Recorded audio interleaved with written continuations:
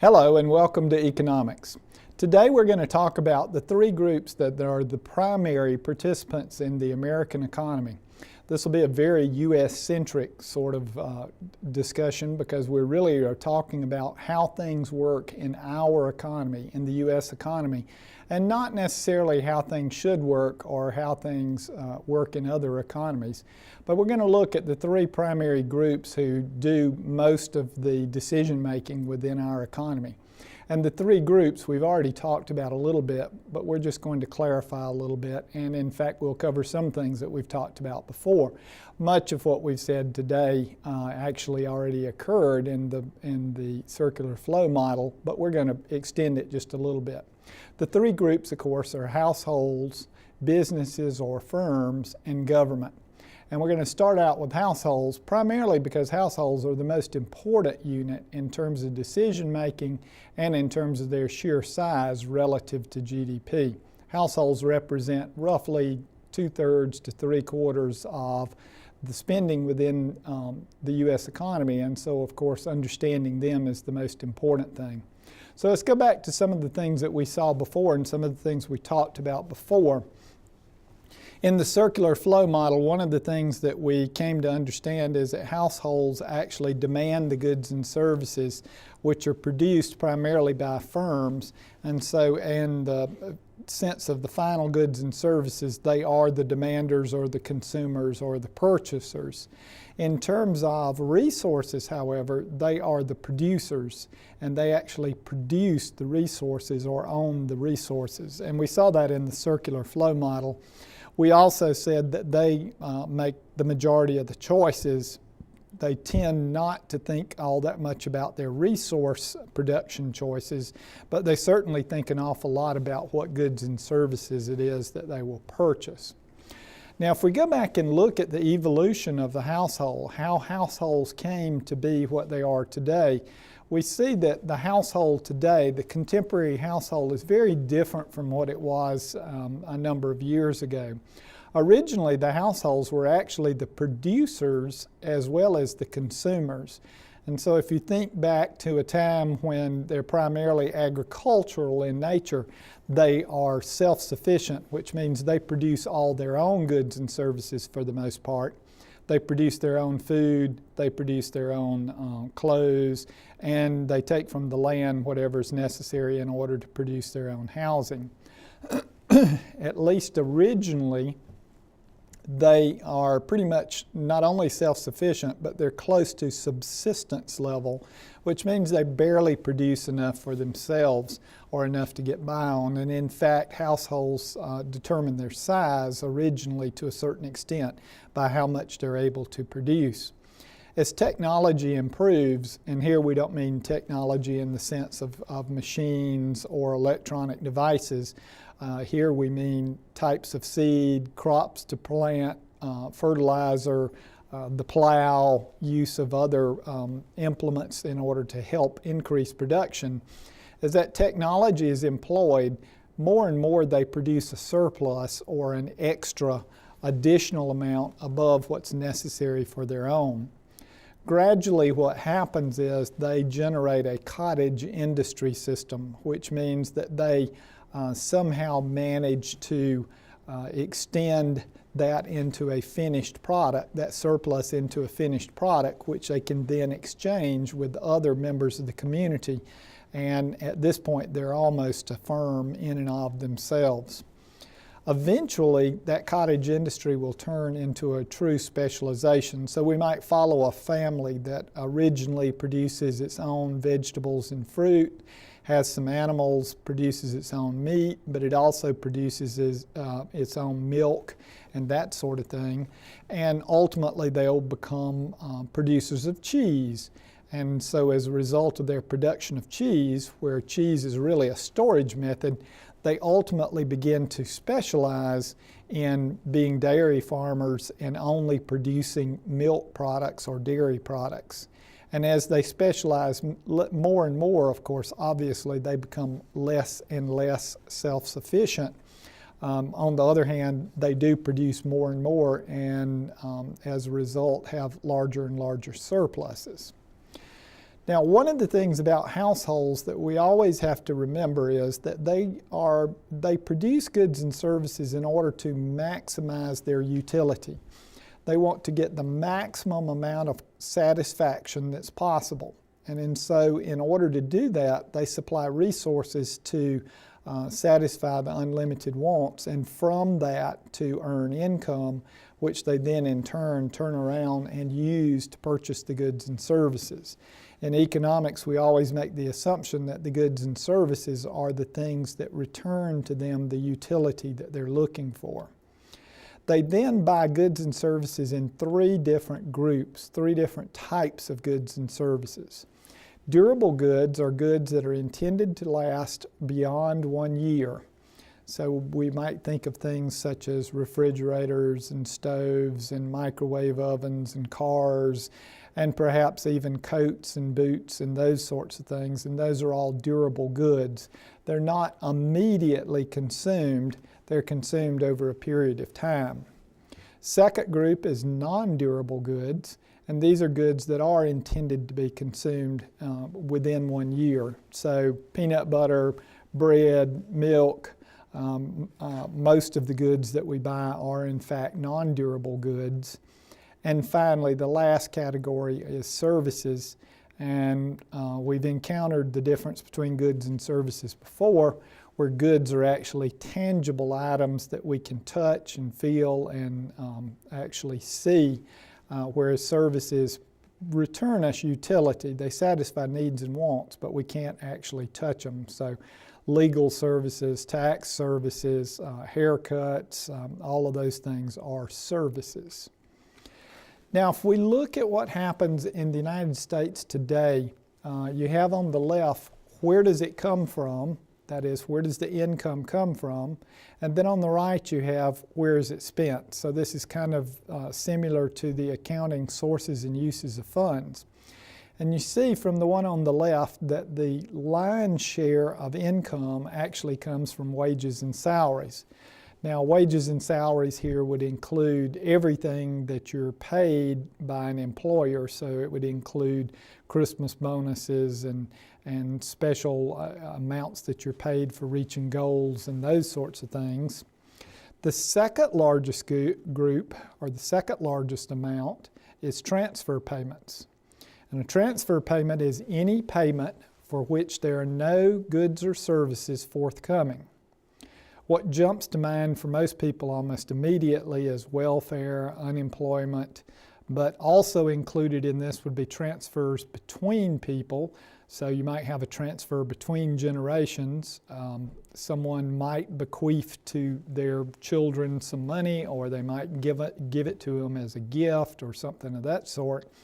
And it also includes Social Security, because the majority of Social Security payments are actually a transfer from workers to non-workers after the initial amount that was paid into it is received back, which happens fairly shortly. And after that, all of the money is actually a transfer from one generation to the next. You see that the next largest group, there's two there for a tie, and that is proprietor's income, which is income to individuals for their own businesses, and personal interest, of course, is income that you receive for the investment of your financial capital. Dividends are payments that you receive from incorporated businesses, and then finally the smallest category is rental income. And we'll come back to the sources of all of those various different types a little later when we talk more about firms and how they're organized legally.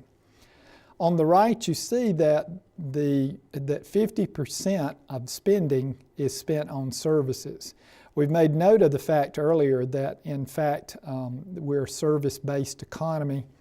And you can see here that just from our own purchases, that 50% happens in services.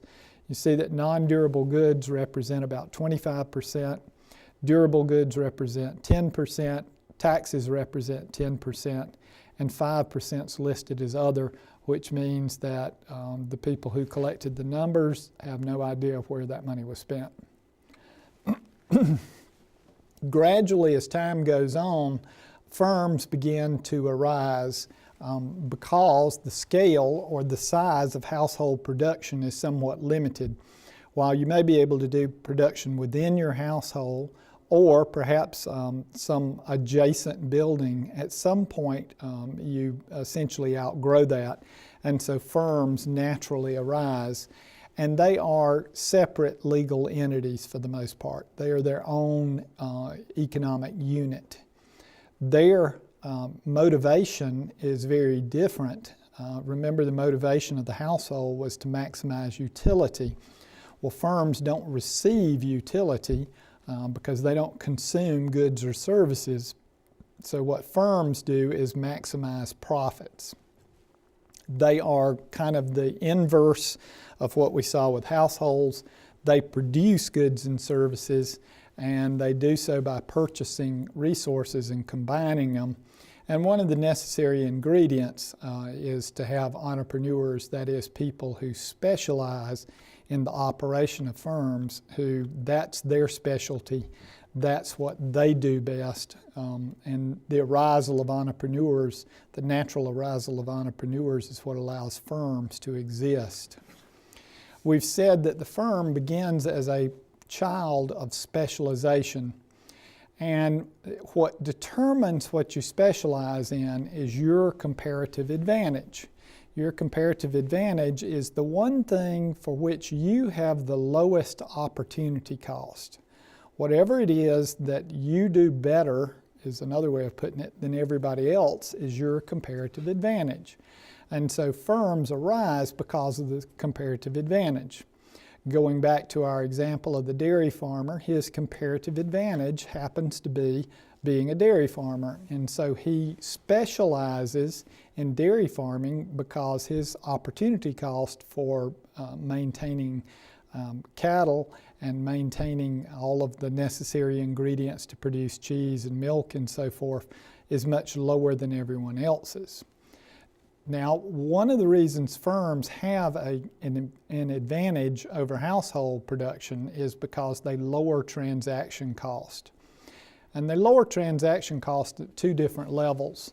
First, they lower transaction costs on the resource side because they purchase the necessary resources in large enough quantities that they can purchase them more inexpensively than the household can. They also lower transaction cost for the customer as well, because the customer, rather than having to go farm to farm, place to place, and try to figure out where they might find some surplus milk or some cheese or something of that sort, comes to realize exactly where to go, and so as a result that lowers their transaction cost. Again, they're only possible due to the arisal of entrepreneurs, and entrepreneurship is a specialization in and of its own, and they naturally arise as a result of technological developments. What they develop into is factories, and factories ultimately are a much more efficient way of producing goods and services for a number of different reasons. First off, they allow for efficient division of labor. Division of labor simply means we take a task, we take a job, and break it into smaller and smaller bits or pieces so that it requires less and less training, less and less specialization, and is easier and easier to do. So rather than producing the entire shoe and being a cobbler, we employ one person whose job it is to cut the leather. We employ another person whose job it is to sew the pieces together. We employ another person whose job it is to put the soles on, and then we'd have people to box them up and ship them out and all of those sorts of things. A cobbler might have to know a lot of different components or have a tremendous skill set, whereas in a factory they wouldn't have to have a tremendous skill set. You simply need to know how to cut the leather, or you need to know how to sew the pieces together, or you need to know how to put the soles on. And so as a result, you get very efficient at it. As you do it more and more and more, you get better and better. You figure out better and better ways of doing it. Not only do you lower cost, but you likely increase the quality of it as well. You get better and better at how you do it. Your stitches get better, they get cleaner, they get more systematic. And so not only do we lower the cost of producing the shoe, but we also increase the quality of producing the shoe. That also allows us to use machinery and tools we might not be able to afford in household production. And that leads to a second efficiency of factories, and that is that we can use technologies, we can use machines that we might not otherwise be able to use. It also allows for direct supervision of production.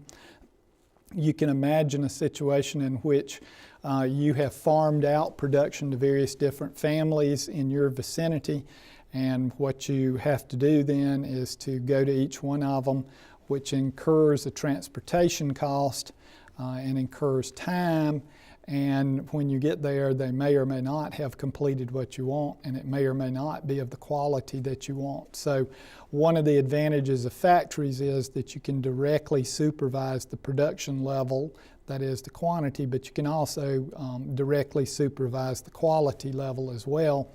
And rather than moving the shoes from one household to another household, you simply move them from one part of the building to another part of the building. The result of factories and the efficiency of factories is what we have come to refer to as the Industrial Revolution. And it's led not only to lower priced products, that is, it not only cuts the cost of products, but it also has increased the quality and increased the variance or the variability of products. We've got a lot more products than we had prior to the Industrial Revolution. They're better products and they cost less, and that's been the great revolution of the Industrial Revolution. Now, firms fall into three primary categories, and then there's a fourth category that's kind of a hybrid between the others. The first is a sole proprietorship. A sole proprietorship is a single owner of a business supplying whatever that business might be. It has the advantage of being very easy to set up. At least theoretically, you don't need any sort of agreement, any sort of legal standing. In some places you need a business license. There may be places where you don't. You certainly need a sales tax number, but otherwise you don't really need anything. If you decide that you want to sell antiques, then you can, and you have a stack of antiques, then you can sell antiques and you're in business for yourself. It has a number of disadvantages, however. One disadvantage is it has unlimited liability, which means that if one of your customers slips and falls or hurts themselves, then you are personally liable as an individual, and they can sue you and take your personal property as well, because as the sole proprietor, you are the business. Obviously, the business is disbanded when something happens to you, when you decide to quit, or should something happen to you and you die, the business goes away. And it's also both a good and a bad in that you are all of the business. Whatever resources you bring to the business is what the business has. Now, that's both good and bad. It's bad in the sense that if you want to expand your business, you're going to have to come up with the financial capital to do it. It's good that you are completely and totally in charge, but all of us have some things that we like to do and some things that we don't like to do. So you might very well be an extremely good purchaser of antiques, but just don't care anything about keeping the books.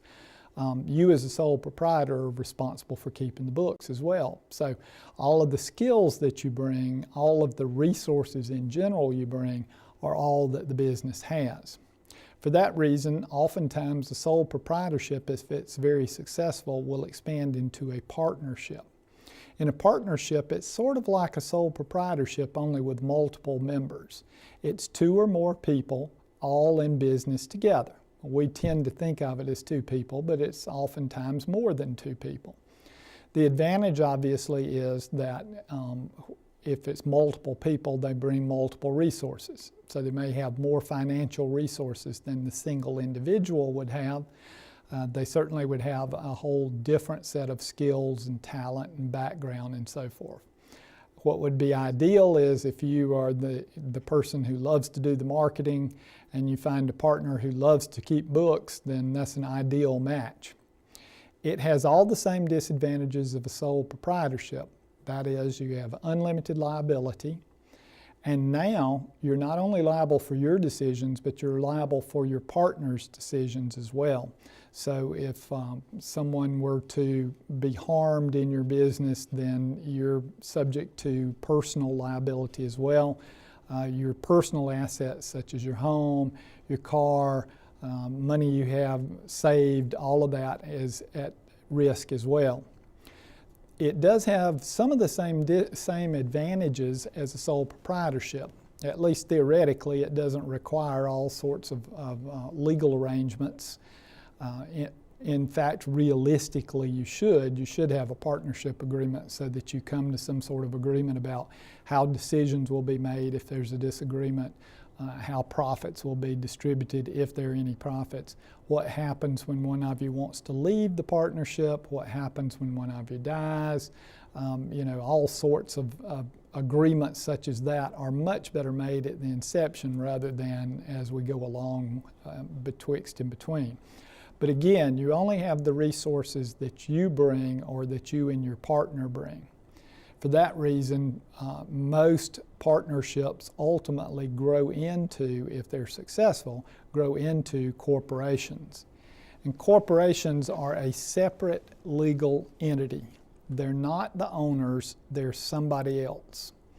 They are characterized by fractional ownership, which is exhibited by shares of stock, and the number of shares of stock relative to the total indicates what fraction belongs to you. Now, corporations typically have to be set up legally. There are all sorts of laws surrounding that, far beyond this course. I guess at least theoretically you could do it without having a lawyer. Most people use a lawyer to set it up. They do have the advantage of limited liability. You as an owner, as a fractional owner or a shareholder, are only liable for whatever you've put into the business. Your personal assets cannot be attached in any way, so if something happens or the corporation goes broke, then it's not possible for anyone to come back on your personal assets. The disadvantage is, obviously, it's more expensive to form to begin with, but beyond that, it has double taxation, which means the corporation as a separate legal entity pays its own taxes on any earnings it has, and then as those earnings are distributed through the form of dividends that we saw on the earlier slide, then they're taxed once again to the individuals they're distributed to. So the earnings within a corporation are taxed twice. And that's what's led to the so-called S corporation. The S corporation is a uniquely U.S. phenomena. It exists in the IRS tax code, was created specifically for these situations. The S is supposed to imply small for small business. It is a partnership from a taxation standpoint, but a corporation from a legal standpoint. So you have single taxation, but you have limited liability and all of the other benefits of being a corporation. So it's a hybrid, it's a little bit of each. Now, the tax code is very specific about what qualifies, under what circumstances can you do it. Obviously, the size of the corporation has to be smaller, otherwise it doesn't qualify. There are all sorts of things that you have to do in order to set it up, and once again, it's probably best to seek legal advice to do so. So, how many of these are there? Well, it depends on how you want to look at it. You see on the left-hand side here that if you simply count number of firms, that sole proprietorships are by far and away the largest group. Partnerships are the smallest group, and corporations are a little larger, but not a whole lot larger. If you look on the right, however, and you see them ranked or percentage-wise based on sales, you see that corporations that it exactly switches. Corporations are the largest group, sole proprietorship are the smallest group, and partnerships hold about the same percentage. So you see here that, in fact, there are lots and lots of sole proprietorships, but they're typically fairly small. On the other hand, there are fewer corporations, but they're typically fairly good size. And that kind of follows what we've been saying about the natural sort of progression. Corporations have access to all sorts of financial funding that the other two do not, and so as a result they can grow in size. And there are many, many sole proprietorships that are not really full-time businesses. They never were intended to be full-time businesses. They're just part-time businesses, and so as a result they don't produce a tremendous amount of sales. There are two other sorts of firms which we've kind of been skipping over or not thinking about, and that is cooperatives and not-for-profit organizations. Cooperatives are groups of people who have formed an association in order to achieve a certain goal. And they typically fall into one of two categories. There are consumer cooperatives and producer cooperatives. Consumer cooperatives means that they were formed primarily for the function of buying a particular category of goods or a particular good.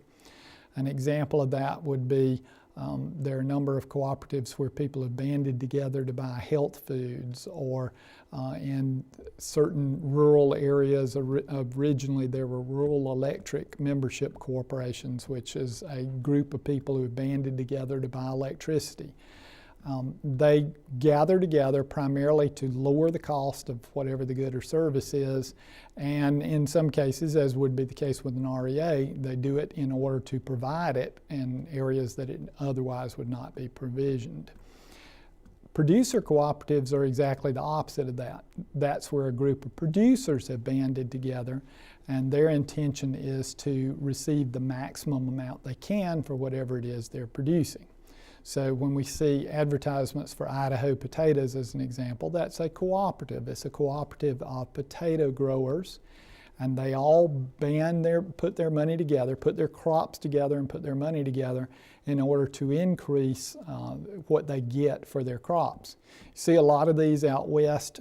You may have, as an example, wheat farmers, and the idea is that they all put their wheat together, and rather than sell it all at a depressed price right as the harvest comes in, they store it and hold it through and sell it throughout the year. As the price increases, of course, obviously they want to increase the price that they receive for it. And to the extent that they generate any money, then they distribute it to the members of the cooperative. It's a whole group of organizations that are not-for-profit organizations, and they do all different sorts of things. They are very similar to a for-profit organization. It's just that their goal or their objective is not profits. So an obvious example of that would be a Boys and Girls Club, where the idea there is not to maximize profit, but to maximize the number of children they have an impact on.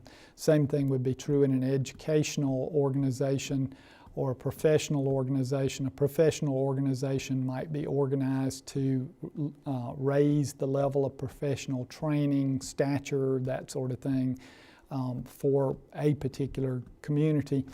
Their behavior is exactly the same as a firm.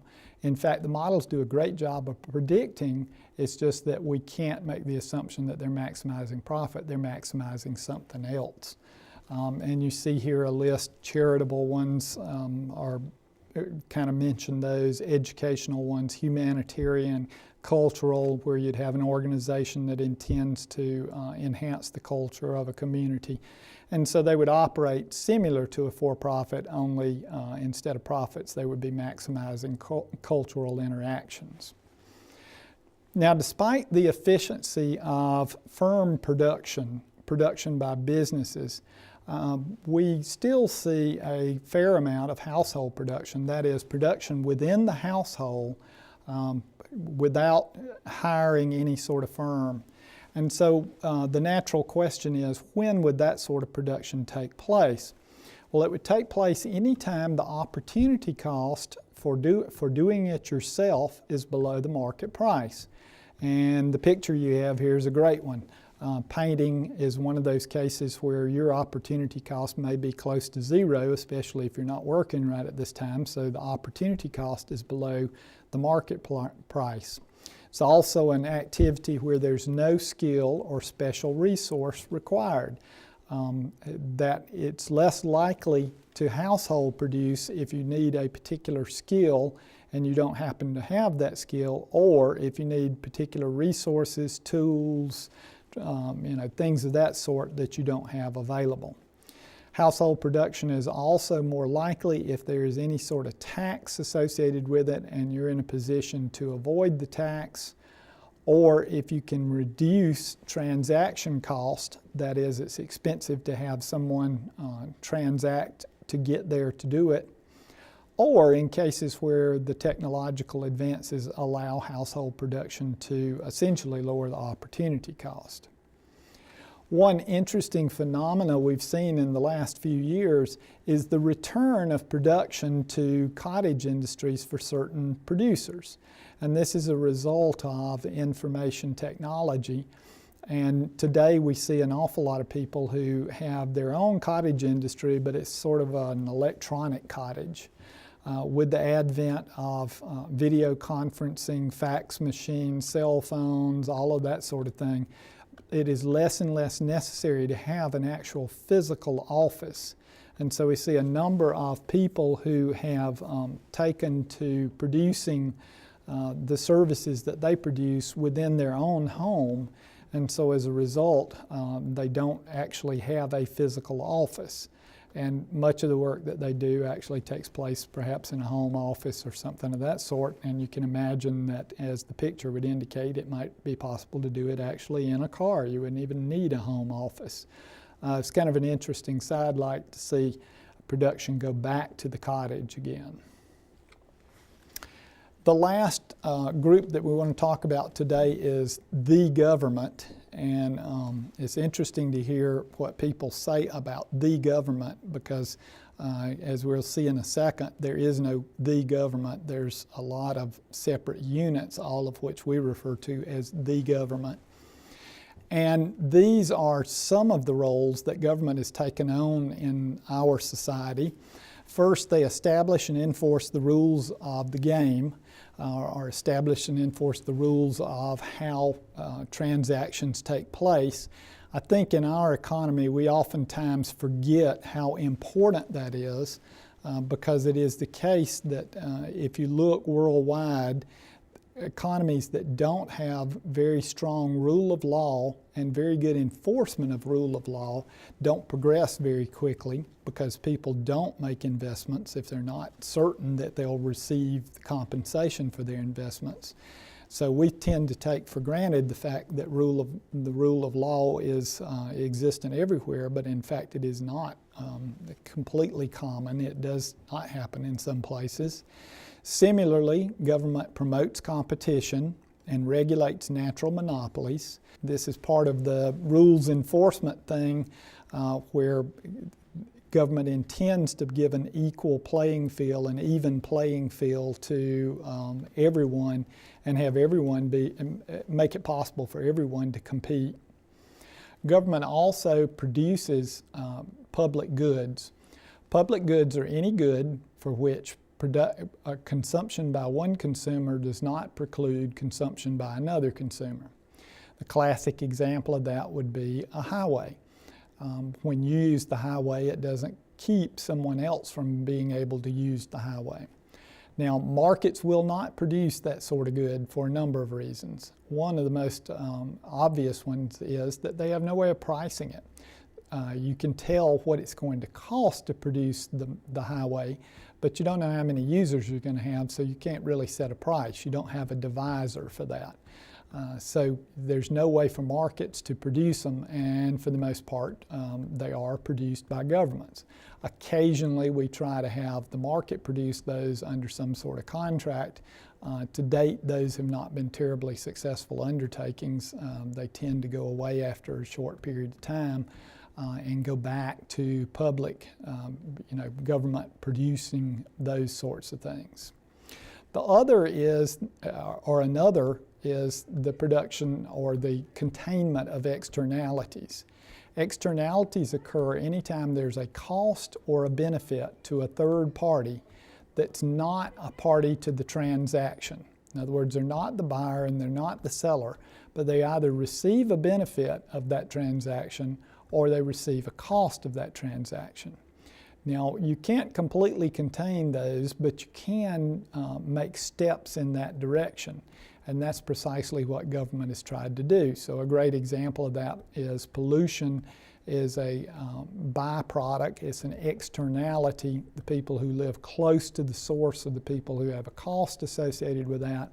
And so government has sought to internalize that cost, that is to force some of the cost of those medical expenses onto the polluter and thus contain the externality. And reminder, externalities can be either cost or benefits, and this is one of the roles that government has taken on. The last three that we see here are roles that are actually described in federal law. The federal government has taken on the responsibility for undertaking policies which would tend to cause full employment, price stability, and economic growth.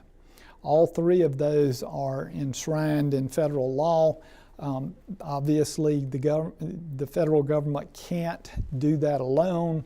It takes cooperation not only from governmental agencies but households and firms as well. But it is one of the goals, or it's a set of the goals and a set of the objectives that the federal government has. Now, the government structure, and certainly this is not a political science lecture, but the government structure has three different tiers, each one of which has some unique responsibilities, some of which overlaps. The national or federal government finds itself primarily responsible for national security, economic stability, and ensuring market competition. There's no real theoretical reason for any of these three levels to have the things that they have. It's kind of how the country has grown up, so to speak. State government is primarily responsible for public higher education, prisons, highways, and welfare. And this is where you can see the overlap, because public higher education, some of the funding for that comes from the federal government. Highways, some of the funding of that comes from the federal government, and welfare is administered on the state level, but it's actually a federal project. Local government is primarily responsible for primary and secondary education, police and fire protection, and again you can see the overlap here because a large portion of the money that takes care of primary and secondary education actually comes from state government, so there is a fair amount of overlap between these different levels of government. So it's very fashionable today to talk about the government can't do anything right, the government is not very efficient, the government's not very good at what it does. The truth of the matter is I've never seen any sort of proof of any of those assertions, although they're frequently used. So what is our real problem with the government? Well, part of the problem is it's difficult to characterize the government. There are about 90,000 different jurisdictions. In each one of them, there's more than one decision maker, typically elected. They change from time to time. So they don't seem to be terribly systematic. It's not like it is with firms where you say, well, we always know how they're going to act because they're always going to be maximizing profit. In the case of government, they change directions from time to time. As the people change, the people who are the decision makers change, then their direction changes, what they find to be important changes, and so they seem to vacillate somewhat. More importantly, they typically don't make decisions on the basis of what's best for the jurisdiction, but what maximizes the vote count what will get you reelected is the most important consideration. And so oftentimes our exasperation is that they don't make the same decisions we would make. There also is this sort of feeling that we don't really do this voluntarily, that it's by coercion. The money's taken out of our paychecks before we get it. We don't have any say-so on how it's spent. And so as a result, we feel like we have very little say-so and very little input on exactly what takes place. And so as a result, we're not particularly happy with it.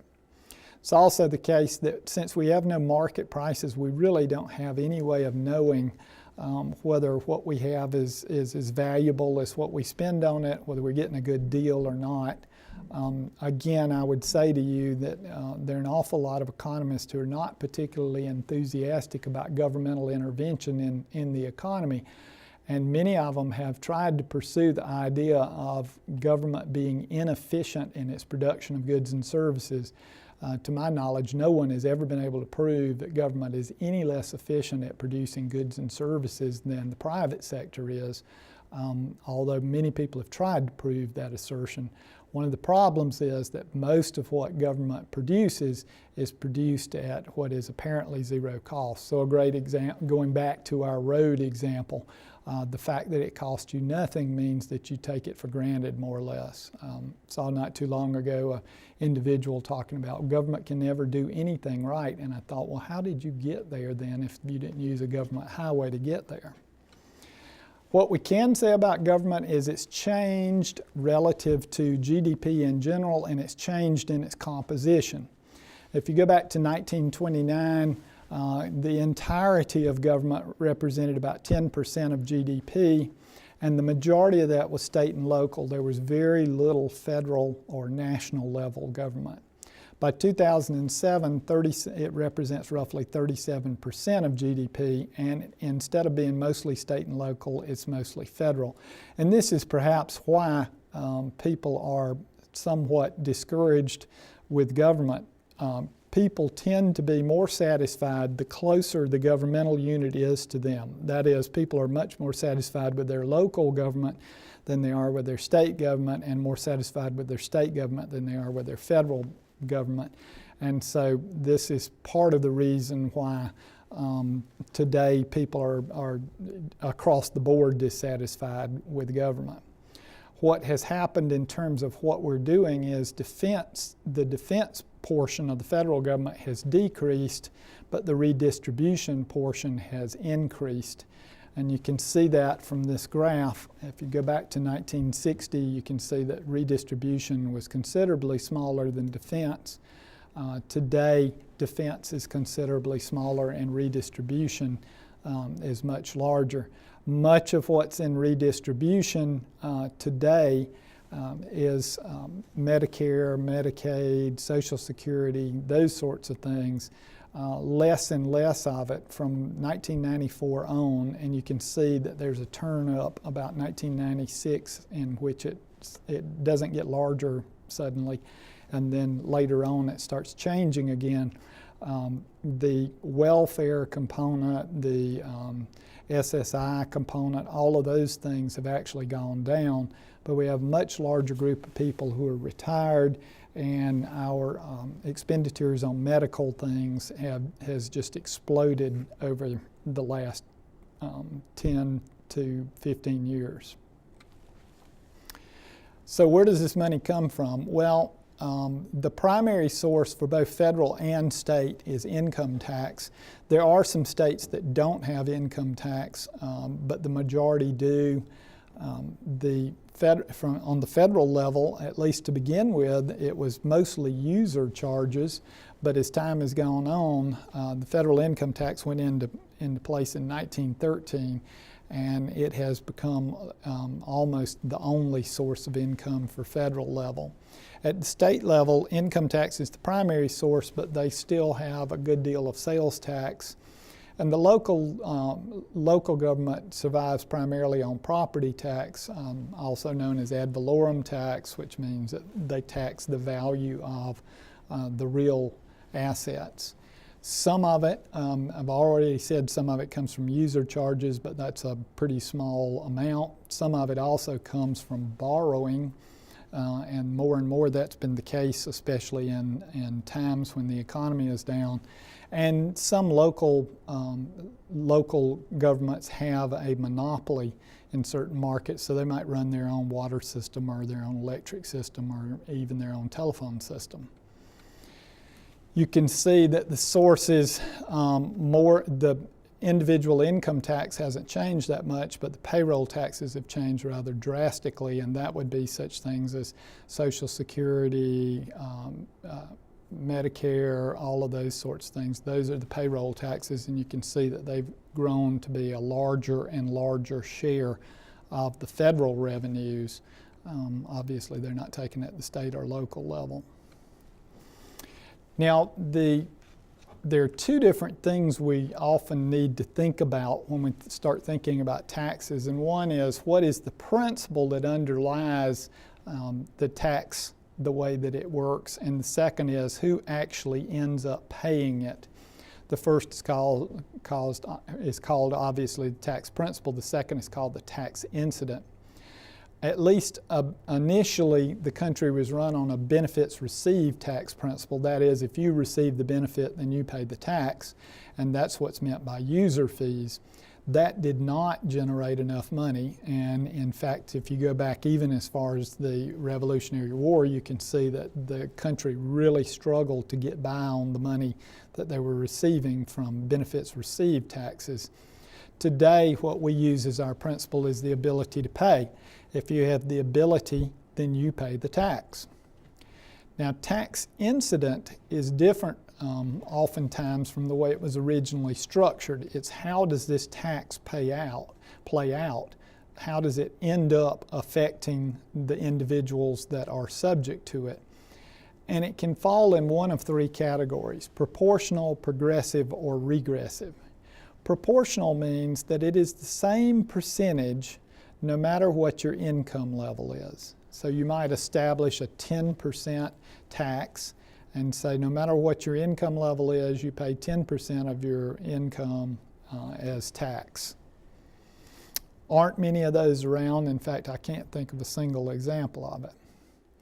Progressive taxation is the way our income tax works, which means that as your income increases, the percentage devoted to the tax also increases. As your income increases, the percentage devoted to the tax also increases. So you can see here that the top 1% pay 37% of the taxes, the bottom 50% pay 3%, and we have a graded income tax structure. As you know, when you go from one level to the other, your income tax rate goes up. There are some taxes that are also said to be regressive, and regressive is exactly the opposite of progressive. It means that the percentage devoted to the tax increases as your income goes down.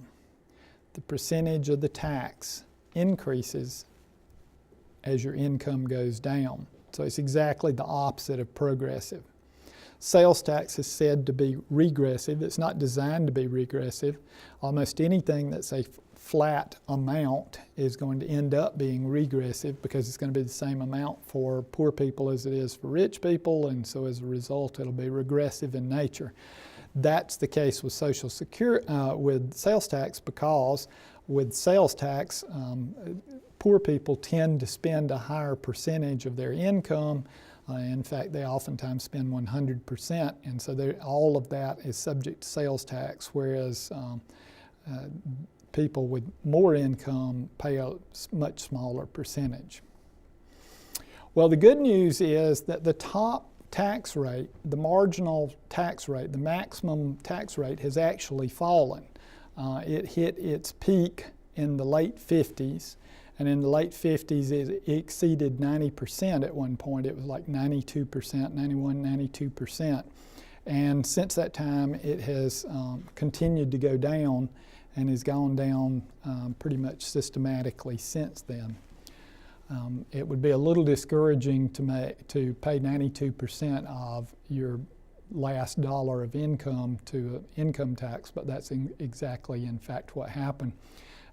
Interesting historical side note there is one of the arguments that was given in Congress of why you should do away with that was that Elvis Presley really should not have to pay all of his money in taxes.